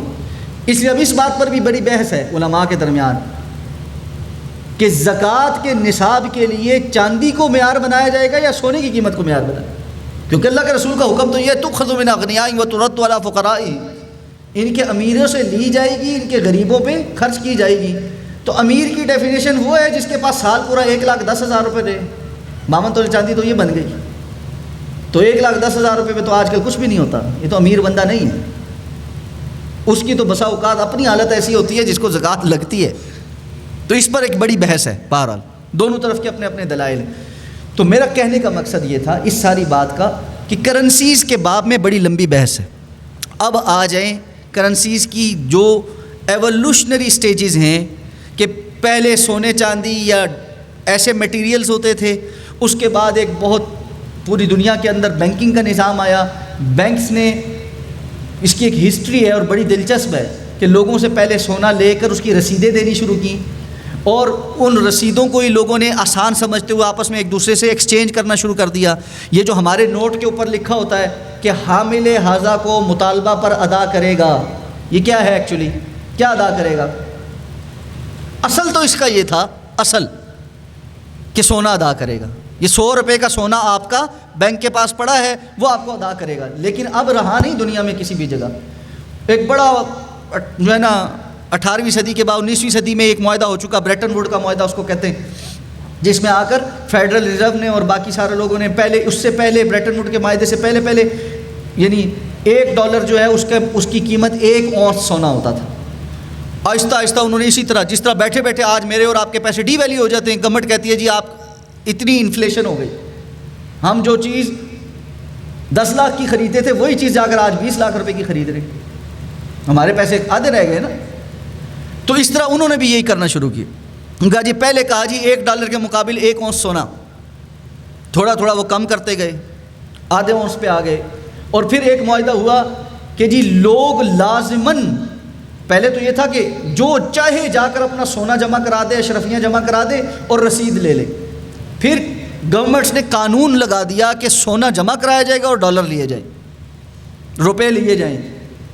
اور پھر تفصیل ہے اس میں, ایک بڑی لمبی بات ہے کہ جی اس میں ورلڈ وار کا کیا کردار ہے, اور بہت ساری. ایک تھیوری تو یہ ہے کہ ورلڈ وار کے پیچھے جو فائنینسنگ تھی وہ بھی ان بینکس کی تھی, اور اس کی وجہ بڑی یہ تھی کہ جی وہ سونا اٹھا کر ڈالر چھاپ کے دینا چاہتے تھے, اور اس کا سب سے بڑے بینیفیشری یہ بینکس ہی تھے, یہ روتھ چائلڈز اور جو بڑی فیملیز تھیں گولڈ سمتھس کی, یہودیوں کی, یہ ان کی کارگزاری ہے ساری. اس پہ ایک بڑی تفصیلی بات پھر ہو سکتی ہے, ہر چیز کی ایک بڑی تفصیل ہے پیچھے.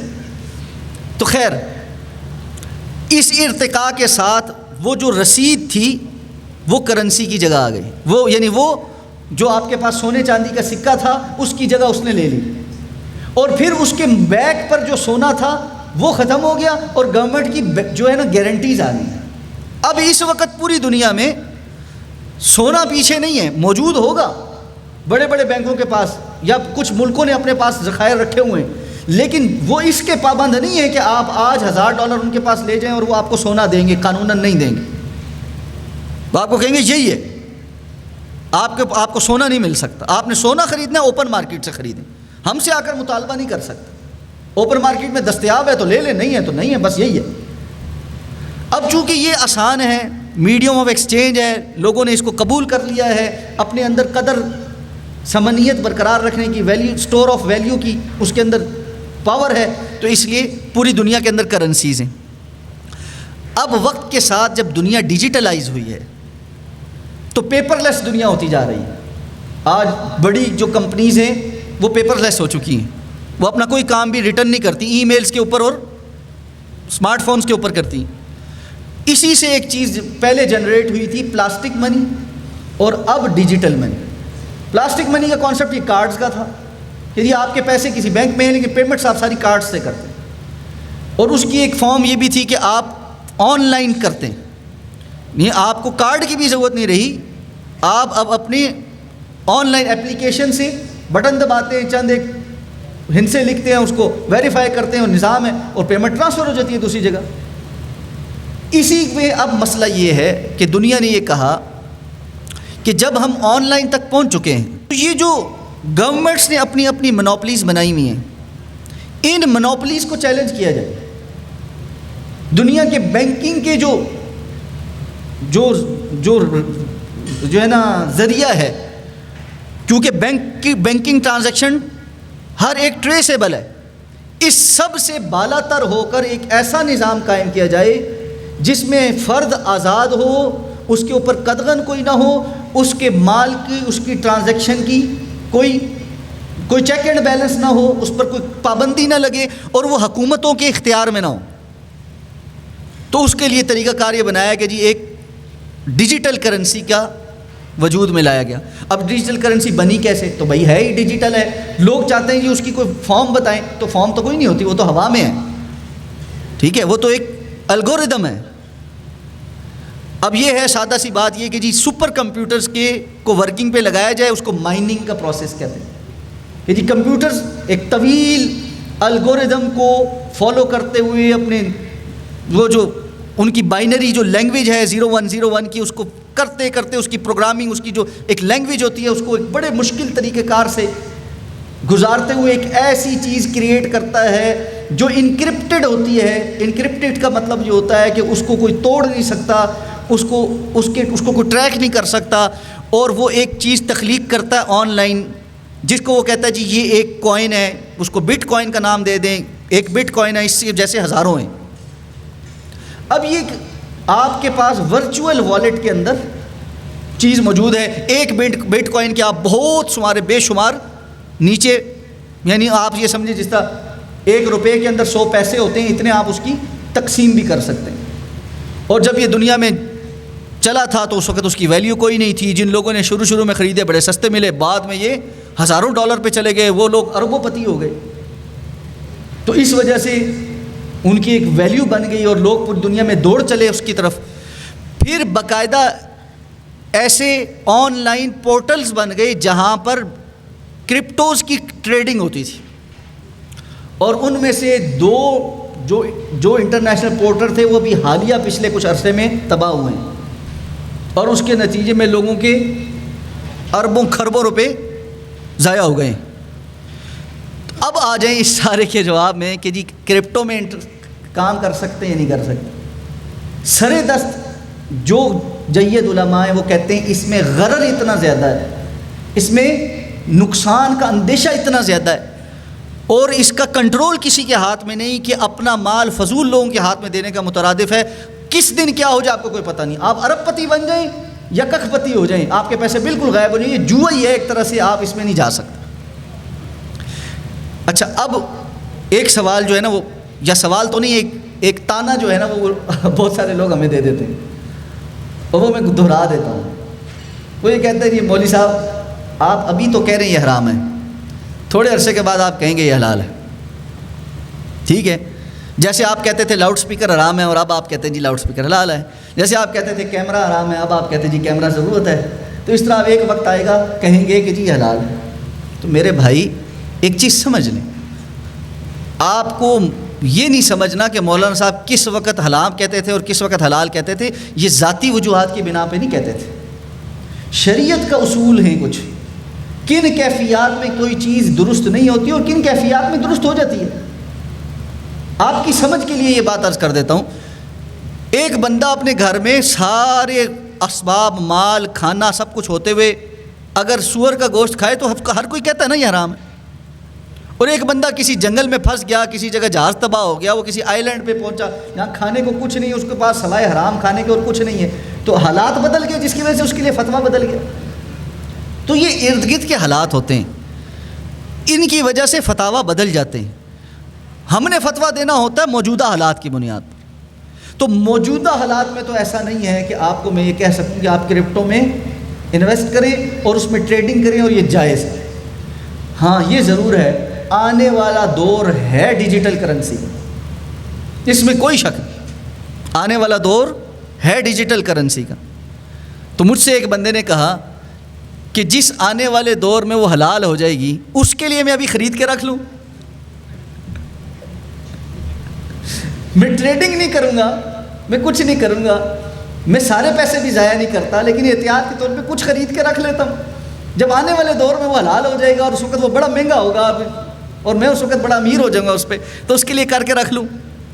تو بھئی اگر آپ ٹریڈنگ نہیں کریں گے اور اتنے ایک پیسے لگائیں گے جو آپ کا سارا مال ضائع نہ کرے، تو شاید کوئی گنجائش اتنی ایک نکل آئے کہ آنے والے وقت میں جب یہ ڈیجیٹل کرنسیز کو گورنمنٹس اون کریں گی اور گورنمنٹس اپنی ڈیجیٹل کرنسیز، یعنی کہ چائنا نے شروع کر دی ہے اس پہ کام.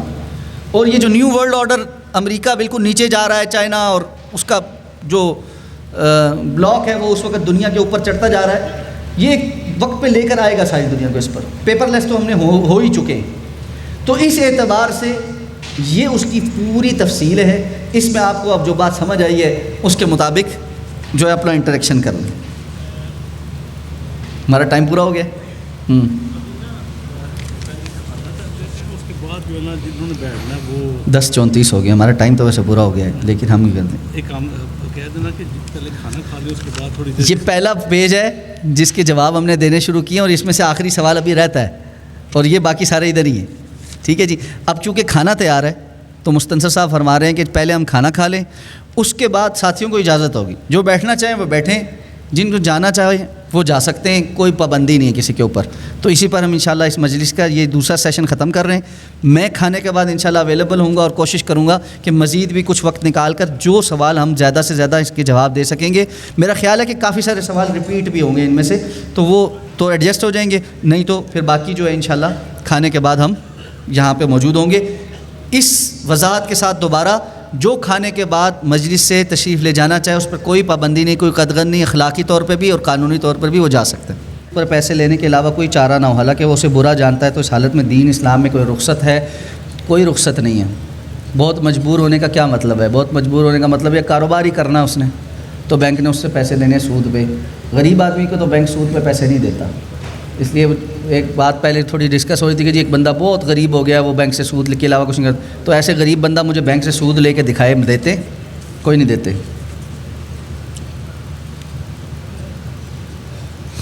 ڈیجیٹل کرنسی کا سوال ہے، ہو چکا ہے۔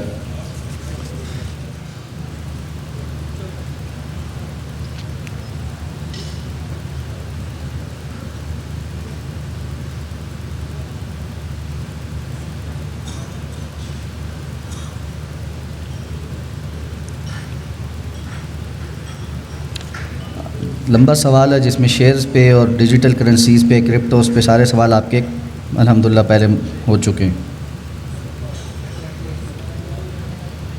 شیئر ٹریڈنگ وغیرہ پہ بات ہو چکی ہے، انٹرنیشنل سٹاکس پہ بات ہو چکی ہے، ساروں پہ بات ہو چکی ہے جی الحمدللہ۔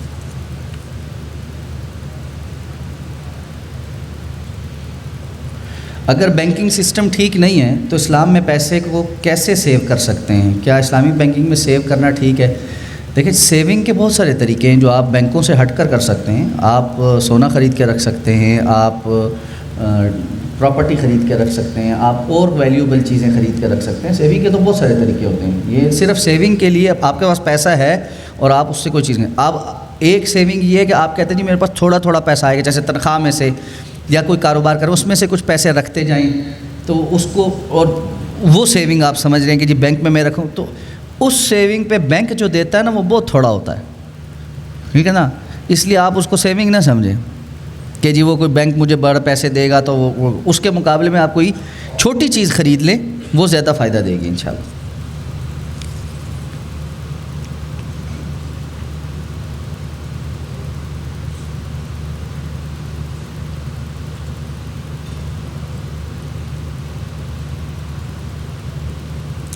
ہاں جی، اسباب اور توکل میں بیلنس کیسے کریں؟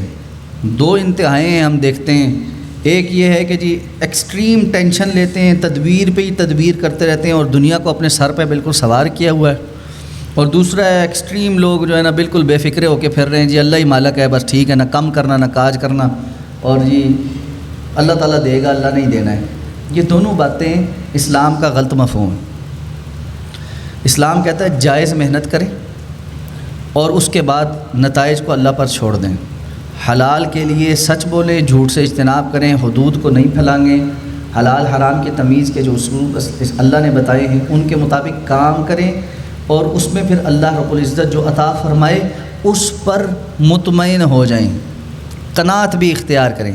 یہ ہر وقت اور زیادہ ہو جائے اور زیادہ ہو جائے، الہاکم التکاثر حتی زرتم المقابر، غافل کر دیا کثرت کی طلب نے، دین سے بالکل غافل ہیں، اپنا سارا وقت بس دنیا کے پیچھے ہی گزر رہا ہے، نہ نماز کا پتہ ہے، نہ روٹی کا پتہ ہے، نہ گھر بار کا پتہ ہے، نہ بچوں کا پتہ ہے، نہ ان کی تربیت کا پتہ ہے، بس کاروبار کیے جا رہے ہیں اور پیسہ سمیٹ رہے ہیں۔ یہ ایک انتہا ہے، اور تمام ذمہ داریوں سے ہٹ کر لوگوں کے سامنے بیٹھے جی بھرا دے دے گا جی، ماما دے دے گا، چاچا دے دے گا، کزن دے دے گا جی، گھر کا نظام چل جائے گا، میں نے کام کوئی نہیں کرنا، میں بس کیا کرتا ہوں جی، میں بس کچھ بھی نہیں کرتا.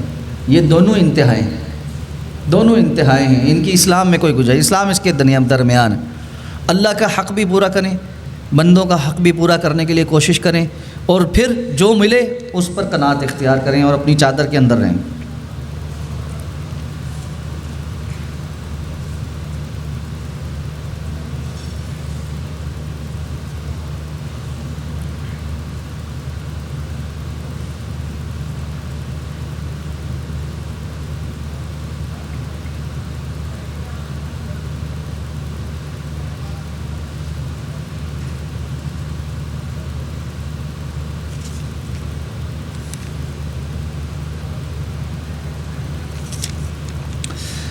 اچھا جی، کہتے ہیں جی جن ملکوں نے سود یا جن کی بات آپ نے کی ہے اور جنہوں نے سود کو پروان چڑھایا ہے، وہاں پہ بہت سارے لوگ ہیں جو اپنے لوگوں کو بلا سود قرضے دیتے ہیں.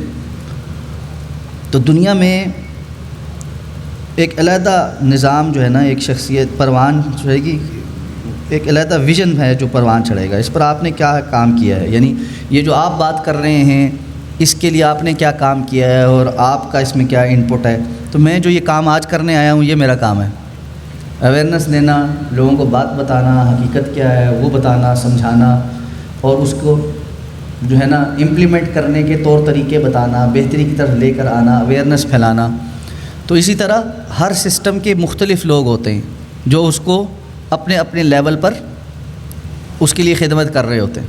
ہر بندہ ہر کام نہیں کر رہا ہوتا بیک وقت، بلکہ مختلف لوگ مختلف کام کرتے ہیں. جس طرح ایک آپ سمجھتے ہیں کہ ایک ملٹی نیشنل کمپنی ہے، یا کوئی آپ یہ سمجھیں کہ جی ایک موبائل فونز کی سروسز پرووائڈ کرنے والی کمپنی ہے، ان کا ہر امپلائی ہر کام نہیں کر رہا، ہر ایگزیکٹو ہر کام نہیں کر رہا، بلکہ مختلف شعبے ہوتے ہیں جن کو دیکھ رہے ہوتے ہیں، اور مختلف لوگ اپنی ذمہ داریاں ادا کر رہے ہوتے ہیں، اور وہ کلیکٹیولی ایک ایسا کام کر رہے ہوتے ہیں جس کی وجہ سے ایک رزلٹ پروڈیوس ہوتا ہے.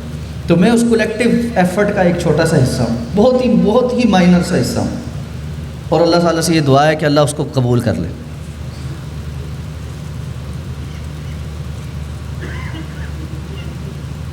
میرا تعلق ایک بینک سے ہے، اور لوگ کہتے ہیں جی اسلامک اکاؤنٹ میں فکس کر دیں، کیا یہ ٹھیک ہے؟ اس پہ بات ہو چکی ہے پہلے. ڈیجیٹل کرنسی اسلام میں حلال ہے نہیں، بات ہو چکی ہے.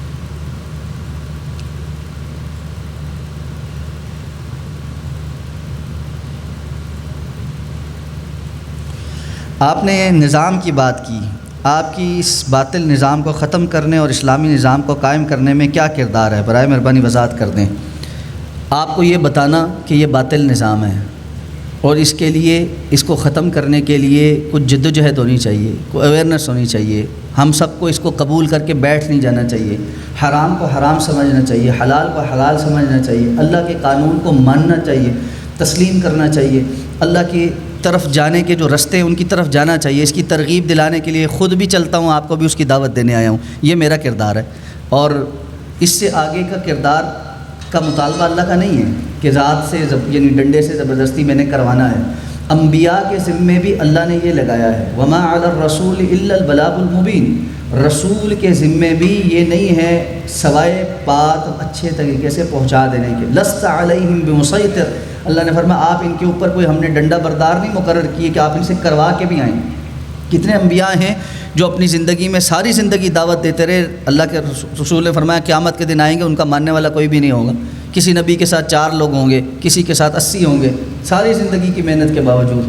تو اگر کسی ایک نے، 2 نے، 4 نے، 8 نے، 10 نے ہماری بات سن کر یہ فیصلہ کیا کہ سود والا کام نہیں کرنا، اس کے مقابل حلال کی طرف کاربند ہونے کی کوشش کرنی ہے، تو اپنے حصے کا جو ایک قطرہ میں ڈالنے آیا ہوں وہ انشاءاللہ اللہ کے ہاں قبول ہو جائے تو بہت کافی ہوگا.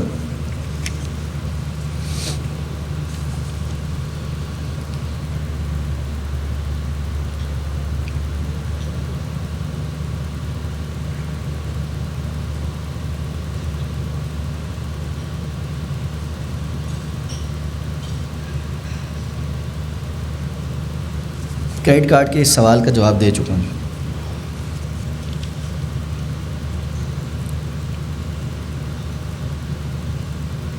جو لوگ سود لکھتے ہیں جیسے چارٹرڈ اکاؤنٹنٹس وغیرہ ہیں، تو ان کی جابز وغیرہ کے متعلق کیا حکم ہے. تو اگر وہ اچھا روزگار حاصل کرنا چاہتے ہیں تو ان کو ابتدا میں تو ضرور یہ کچھ لکھنا پڑتا ہے. جب بھی وہ یہ کام کر رہے ہیں اللہ کے رسول کی حدیث کے مطابق وہ اس کے اندر شامل ہیں اور ان کا گناہ کھانے والے کھلانے والے کے برابر ہے. اس لیے سود لکھنے والا، اس کا حساب کتاب رکھنے والا، اکاؤنٹنسی کرنے والا، اس سسٹم کے لیے سافٹ ویئرز بنانے والا، اس کو سارا فیسیلیٹیٹ کرنے والا ہر بندہ اس کے حکم میں شامل ہے.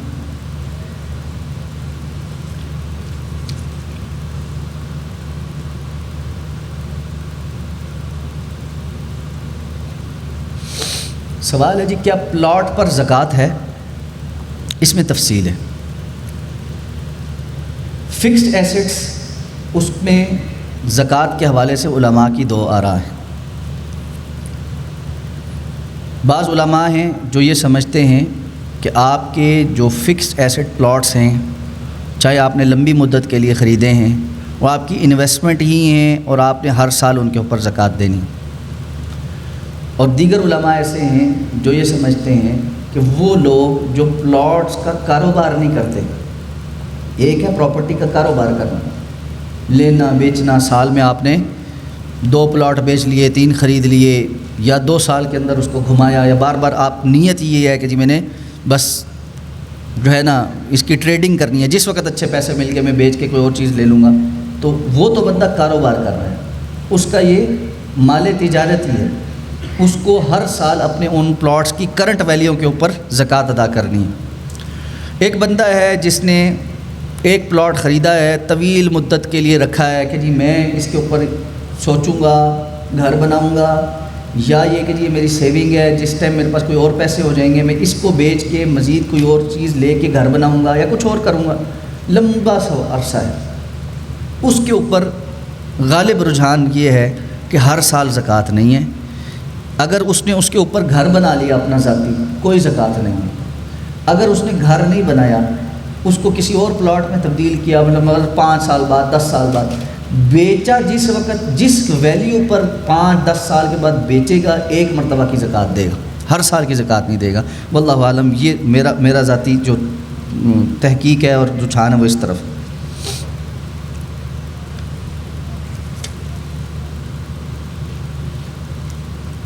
قسطوں پر انسٹالمنٹ پر چیزیں لینا دینا سود کے زمرے میں آتا ہے؟ نہیں آتا جی. قسطوں پر چیز لی جا سکتی ہے، شرط یہ ہے ابتدا میں جو ایک قیمت طے ہو گئی، قسط لیٹ ہونے کی وجہ سے اس پر جرمانہ نہیں لے سکتے، جرمانہ نہیں ہو سکتا. یہ جو اضافی پیسے جرمانے کی صورت میں ہیں یہ سود ہے.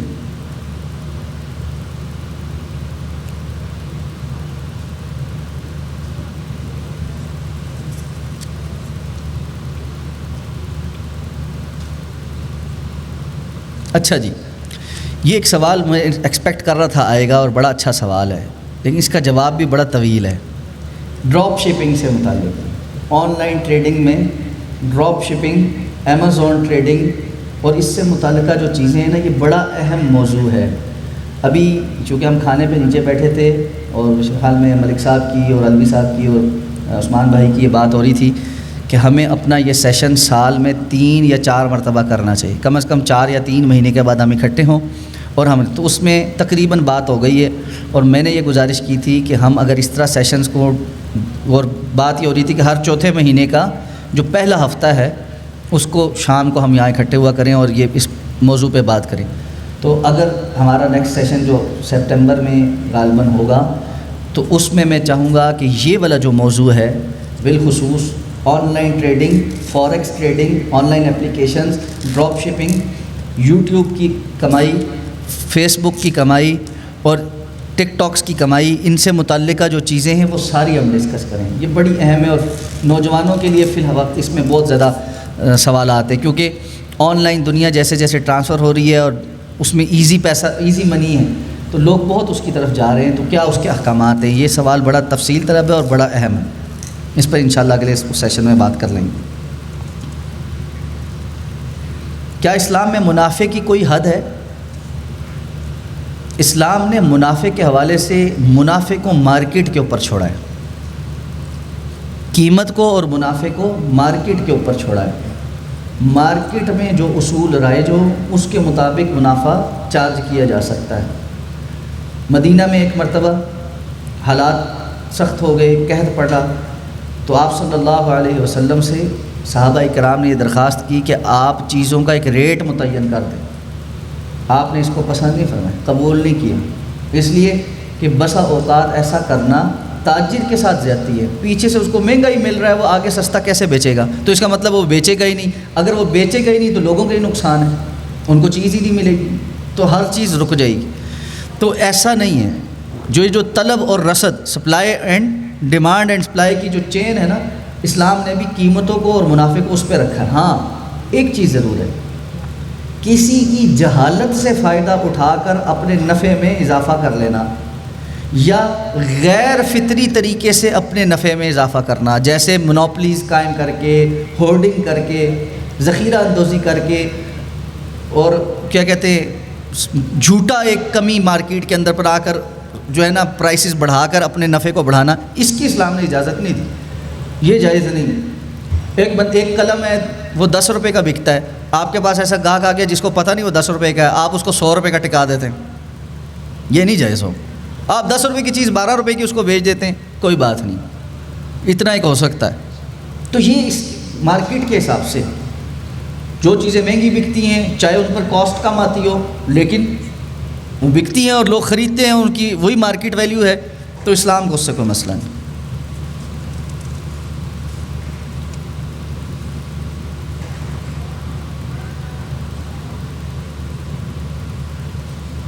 کیا کسی چیز کی مارکیٹ میں کمی ہو جانے کی وجہ سے اس کا ریٹ بڑھایا جا سکتا ہے جبکہ اس چیز کا تعلق کھانے پینے یا ادویات سے نہ ہو؟ جیسا کہ پہلے اس کا ریٹ 100 روپے تھا، اب مارکیٹ میں موجود نہ ہونے کی صورت میں 150 روپے پہ بیچا جا سکتا ہے۔ میں نے پہلے گزارش کی کہ یہ مارکیٹ کی ڈیمانڈ سپلائی کے حوالے سے، اور اگر مارکیٹ میں اس چیز کا گاہک 150 روپے کا اور وہ چیز 150 روپے میں آپ بیچ سکتے ہیں تو اسلام آپ کو اس میں کوئی قدر نہیں لگاتا۔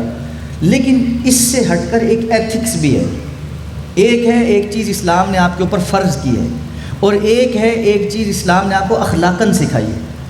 تو اخلاق یہ ہے کہ آپ کے پاس جو چیز آپ 100 روپے کی بیچ رہے تھے، ظاہر بات آپ نے 100 کی تو نہیں خریدی ہوگی، 70 روپے کی خریدی ہوگی، 75 روپے کی خریدی ہوگی۔ اگر آپ اس کو 100 پر منافع کما رہے تھے تو آپ چلو 110 پہ منافع کما لو، ڈائریکٹ 150 پہ آپ منافع نہ کماؤ، دوسرے بھائیوں کے لیے آسانی پیدا کرو، ان کے لیے بھی سہولت پیدا کرو۔ یہ ایتھکس نکل گئی اب۔ جس کیپٹلسٹک مارکیٹ کے اندر ہم بیٹھے ہوئے ہیں نا، وہ استحصال کی مارکیٹ ہے، وہ کہتی ہے بس چمڑی اتارو دوسروں کی، چاہے کچھ بھی ہو۔ یہ نہیں ہونا چاہیے، یہ نہیں ہونا چاہیے۔ ہاں پیچھے سے اب جو چیز آپ 75 روپے کی لے رہے تھے اب آپ کو ملنی ہے 110 روپے کی شروع ہو گئی ہے، تو آپ نے ظاہر بات ہے 130 150 کی بیچنی، وہ تو پھر مارکیٹ کا ریٹ ہے۔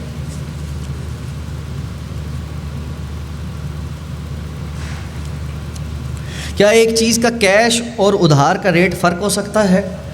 بعض علماء کہتے ہیں یہ فرق نہیں ہو سکتا، اور یہ بیعتان فی البیع کے اندر آتا ہے۔ میرا فہم یہ ہے کہ یہ غلط بات ہے، یہ صحیح فہم نہیں ہے اس بات کا کہ اللہ کے رسول صلی اللہ علیہ وسلم کی جو حدیث ہے، نہا رسول اللہ صلی اللہ علیہ وسلم بیع فی البیعتان، اللہ کے رسول صلی اللہ علیہ وسلم نے ایک ہی معاملے کے اندر 2 معاملے کرنے سے منع فرمایا، ٹھیک ہے نا، ایک ہی معاملے کے اندر 2 چیزیں آپ ڈیل کرنا شروع ہو جائیں یا 2 معاہدے کرنا شروع ہو جائیں، اس سے منع فرمایا۔ تو یہ کہتے ہیں جی یہ ادھار بھی ہے اور نقد بھی ہے، اس لیے یہ بیعتان فی البیع ہو گیا۔ ایسا نہیں، جب آپ ادھار یا نقد کی بات کرتے ہیں تو ان میں سے کسی ایک کو طے کرتے ہیں، یہ تو نہیں ہوتا کہ دونوں ہی آپ نے کر لی، نقد بھی کر لیا ادھار بھی کر لی، ایسا تو نہیں ہوتا۔ یا آپ نقد لیتے ہیں یا آپ ادھار لیتے ہیں۔ تو یہ ہو سکتا ہے کہ یہ چیز 10 روپے کی نقد ہے اور 12 روپے کی یا 13 روپے کی ادھار ہے، یہ ہو سکتا ہے۔ لیکن جب ایک دفعہ طے ہو گئے 13 روپے، اب اس کو مثلا مہینے کا ٹائم ہوا 13 روپے ہو گئے، یہ طے ہو گیا، اب 1.5 مہینے پہ وہ 14 روپے نہیں ہو سکتا، وہ 1.5 ہو جائے، وہ 2 مہینے ہو جائے، وہ 3 مہینے ہو جائے، وہ رہے گا 13 روپے۔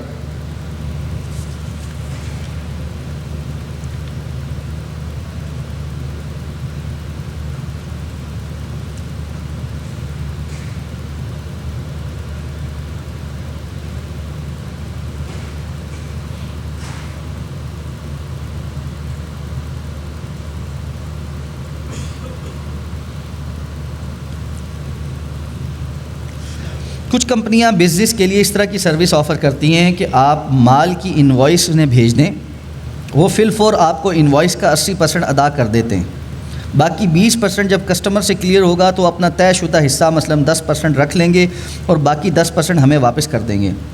یہ واپس کرنے والی بات نہیں، بات یہ آپ سے ایک مال وہ خرید رہا ہے اور اس کی 80% ادائیگی کر رہا ہے اور 20% ادائیگی مؤخر کر رہا ہے. سادی بات یہ ہے. وہ آگے کلیئر کب ہوگا، کیسے ہوگا، وہ ڈیٹیلز ہیں، وہ اس کی کوئی مسئلہ نہیں. اگر آپ اس پر راضی ہیں کہ میرے مال کا 80% تم ابھی دے دو قیمت کا اور 20% مجھے بعد میں دے دینا، یا 10% مجھے بعد میں دے دینا اور اس میں 10% تمہارا مارجن ہوگا، کوئی حرج نہیں.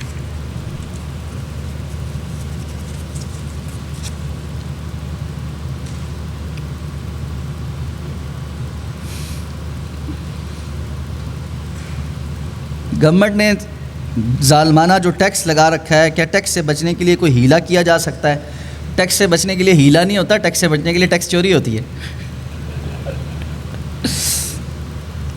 کچھ سوال ایسے ہوتے ہیں ان کو پوچھا نہیں جاتا.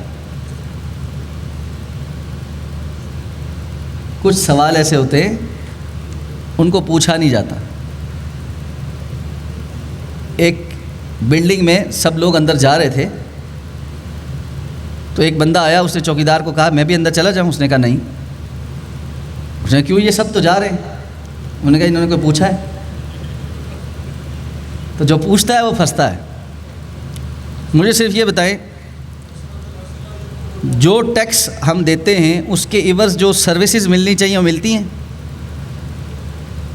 ٹیکس پے کرنے کی سروس یہ ہونی چاہیے کہ میرے بچے کی تعلیم حکومت دے، پرائیویٹ اسکول میں نہ پڑھانا پڑے. ٹیکس دینے کے بعد مجھے سرکاری ہسپتال میں ایسا علاج ملے جو مجھے پرائیویٹ ہسپتال میں ملتا ہے، مجھے پرائیویٹ جا کے نہ کرانا پڑے. ٹیکس ملنے کے بعد میرے گھر میں بجلی آتی ہو، پانی آتا ہو، مجھے بور نہ کرانا پڑے، مجھے سولر نہ لگوانا پڑے.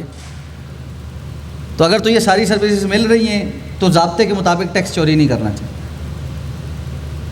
باقی بات آپ سمجھدار ہیں.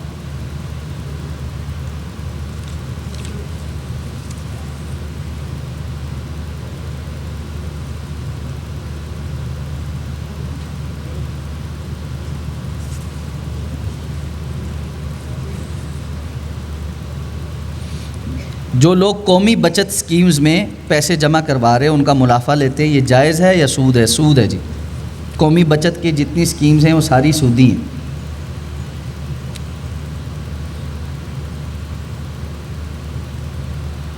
اس دور میں ہم بینک میں پیسے رکھے بغیر کس طرح رہ سکتے ہیں؟ عمومی طور پہ نہیں رہ سکتے، اس لیے آپ کو کہا ہے کہ اسلامک بینکس میں پیسے رکھیں. کم از کم یہ ہے.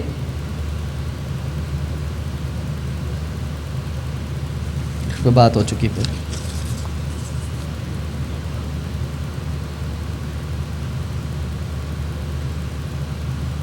آج کل ہم ہر جائز کام کے لیے بھی رشوت دیتے ہیں، جیسے سیل ٹیکس کے لیے اور جو ہمارا حق ہے، اور بجلی کا میٹر لگوانا وغیرہ کے لیے. اس کے لیے کیا وہ ہے؟ تو بھائی یہ تو ہم بھتہ جمع کراتے ہیں، یہ تو بھتہ جمع کراتے ہیں، یہ ہم رشوت نہیں دیتے. رشوت ہوتی ہے ناجائز کام کروانے کے لیے کسی کو پیسے دینا. اپنا جائز کام کروانے کے لیے اگر کسی کو پیسے دینے پڑیں وہ بھتہ ہوتا ہے، اور بھتہ دینے والا مجبور ہوتا ہے، لینے والا اس حرام کھا رہا ہوتا ہے.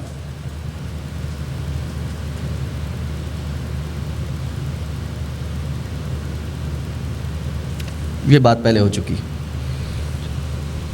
کاغذات ختم ہو گئے جی. بارک اللہ فیکم.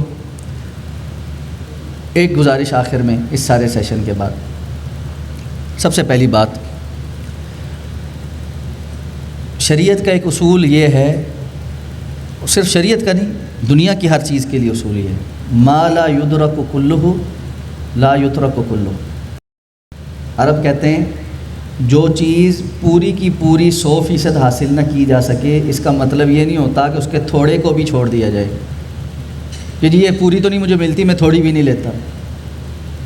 اسی طرح مالی معاملات میں انسان کو جب یہ محسوس ہوتا ہے کہ میں 100% اس سسٹم کے اندر رہتے ہوئے معاملات کو سیدھا نہیں کر پا رہا، تو اس کا مطلب یہ نہیں ہوتا کہ جتنا کر سکتا ہے اس سے بھی بے فکر ہو جائے. ہم اللہ کے سامنے اتنے کے مکلف ہیں جتنے کی استطاعت رکھتے ہیں. اس لیے ہر انسان اپنی استطاعت کو سامنے رکھتے ہوئے اپنے اللہ کے سامنے سوال کا جو جواب دینا ہے اس کی تیاری کے مطابق عمل کرے۔ دوسری گزارش، خیر کی بات کو اپنے تک محدود نہ رکھیں، جو بات سمجھ آ گئی ہے اس کو پورے شرح صدر کے ساتھ دوسروں کو بھی بتائیں اور اس کو آگے پہنچانے کی کوشش کریں۔ اس ضمن میں ہمارے وہ ساتھی جو ہمیشہ یہ سیشنز ارینج کرتے ہیں اور جہاں جہاں آپ لوگ خیر کے جو کام کر رہے ہیں، سب اس بات کے متقاضی ہیں یا اس بات کے حقدار ہیں کہ ہم ان کے لیے دعا کریں کہ اللہ تعالیٰ ان کی ان کوششوں کو، کاوشوں کو قبول فرمائے۔ اللہ تعالیٰ ہمیں ہمیشہ خیر کے کاموں میں آگے بڑھنے کی توفیق عطا فرمائے۔ اور جنہوں نے بھی ملک صاحب نے اور ان کے رفقاء نے آج کے اس پروگرام کے انعقاد میں کوشش کی، آپ سب کو جمع کیا، مجھے بلایا، ہم آپس میں مل بیٹھے، یہ گفت و شنید کی، اللہ سے یہ دعا کرے اللہ رب العزت یہ قبول کر لے میرے مالک کے ہاں۔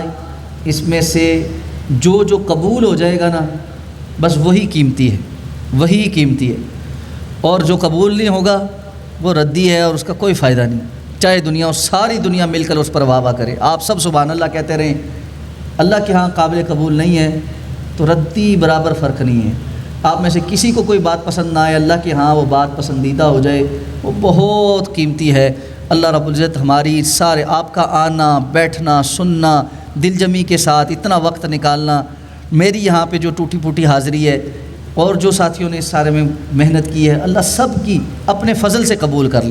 ہم اللہ کا حق نہیں ادا کر سکتے، لیکن اللہ تعالیٰ اپنے فضل سے ہمارے لیے قبولیت کے دروازے کھول سکتا ہے۔